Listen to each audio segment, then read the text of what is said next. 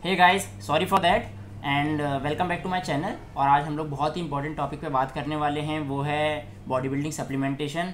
हमें कब लेना चाहिए, कौन सा लेना चाहिए, क्यों लेना चाहिए और कैसे लेना चाहिए। तो इस वीडियो को एंड तक देखिएगा, हम इसके बारे में पूरा एक्सप्लेन करेंगे।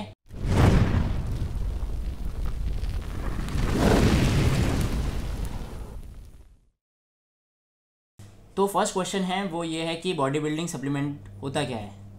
तो बॉडी बिल्डिंग सप्लीमेंट एक प्रोडक्ट रहता है जो कि पाउडर या फिर लिक्विड या फिर कैप्सूल के फॉर्म में होता है। उसमें क्या होता है कि जो भी हमारे न्यूट्रिएंट्स रहते हैं जो हम लोग खाने से नहीं ले पाते हैं, वो हमें एक्स्ट्रा इससे लेना पड़ता है। इसके बहुत सारे एग्जांपल हैं, जैसे कि आपके कैल्शियम, मल्टीविटामिन्स, प्रोटीन और अमीनो एसिड्स और वगैरह वगैरह। तो जो सेकंड क्वेश्चन है वो ये है कि भाई कौन कौन से सप्लीमेंट होते हैं। तो इस टाइम अगर आप लोग मार्केट में देखोगे, इस टाइम लाखों में सप्लीमेंट मिलते हैं, मतलब बहुत तरीके के डिफरेंट टाइप्स के, और एक एक के बहुत सारे ब्रांड्स हैं। तो बहुत सारे सप्लीमेंट मिलते हैं, जैसे कि आपका क्रिएटिन, वे प्रोटीन, मसल मास गेनर, और आपका अमीनो एसिड्स और फैट बर्नर वगैरह वगैरह। और अगर आपको इसके बारे में नॉलेज नहीं है तो आप क्या करोगे, बहुत जल्दी आराम से आप बेवकूफ़ बन सकते हो। कोई भी आपको अपना प्रोडक्ट सेल करने के लिए आपको बेवकूफ़ बना सकता है, आपका यूज़ कर सकता है और आपको वो बेच सकता है, जिससे आपको कोई भी फ़ायदा नहीं होगा। मैं हर सप्लीमेंट का सिंगल वीडियो बाद में बनाऊंगा। इस वीडियो में मैं कवर नहीं करूंगा क्योंकि वीडियो बहुत ज़्यादा लंबी हो जाएगी और फिर जो हमारा मेन पॉइंट है, जो हमारा मेन फोकस है, वो चला जाएगा उससे।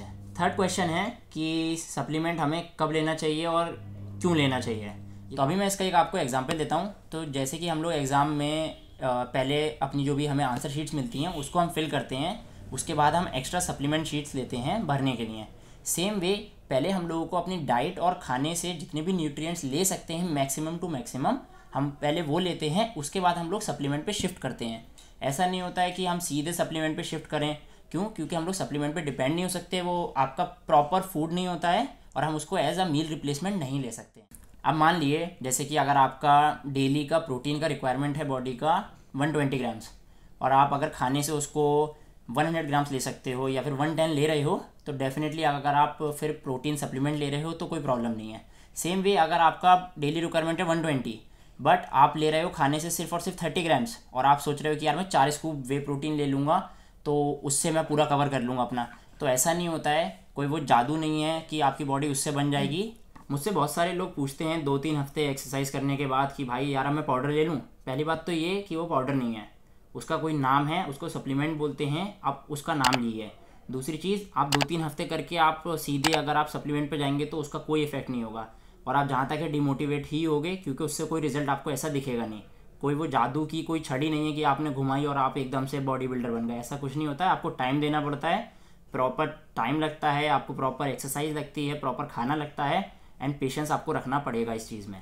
तो मेरा सजेशन ये रहेगा कि आप रेगुलर एक्सरसाइज करिए और आप घर का खाना खाइए, और जितना भी आप अगर न्यूट्रिएंट्स को नेचुरली आप खाने से एक्सट्रैक्ट कर सकते हो उतना आप कर लीजिए, और सप्लीमेंट्स पे इतना डिपेंड मत हुइए। और सप्लीमेंट एक क्विक सोर्स रहता है, बट वो खाने को कभी भी रिप्लेस नहीं कर पाएगा। तो ये अपने आप दिमाग से निकाल दिए कि यार मैं अगर एक प्रोटीन शेक पी रहा हूँ तो वो मेरा पूरा खाने को रिप्लेस कर सकता है, बट ऐसा है ही नहीं बिल्कुल भी। वो आपको हाँ फुल कर देगा। क्यों? क्योंकि आप उसमें केले वगैरह, कार्ब्स वगैरह डालोगे तो उससे आपका पेट भर जाएगा, बट जो भी उसके न्यूट्रिएंट्स रहेंगे वो इतनी जल्दी आपको वो फुल नहीं कर सकता है।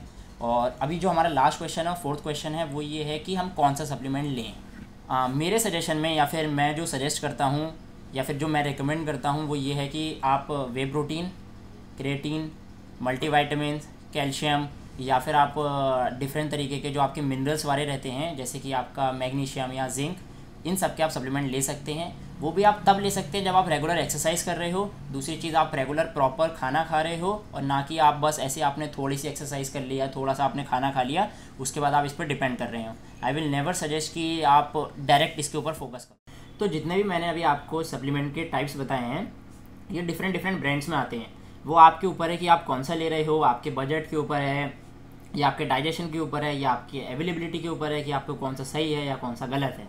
और जिन सप्लीमेंट्स को हमें अवॉइड करना चाहिए वो हैं आपके mass gainer, fat burner, testosterone booster, और आपके हो गए ये प्री वर्कआउट, पोस्ट वर्कआउट या ग्लूटामाइन।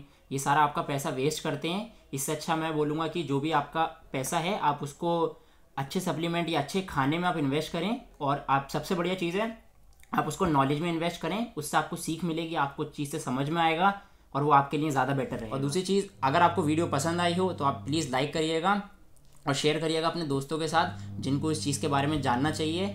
और कमेंट सेक्शन में मुझे बताना कि आपको क्या चीज़ ठीक लगी या क्या चीज़ बुरी लगी, या फिर आपको अगर कोई चीज़ और जाननी है तो आप मुझे बता सकते हैं।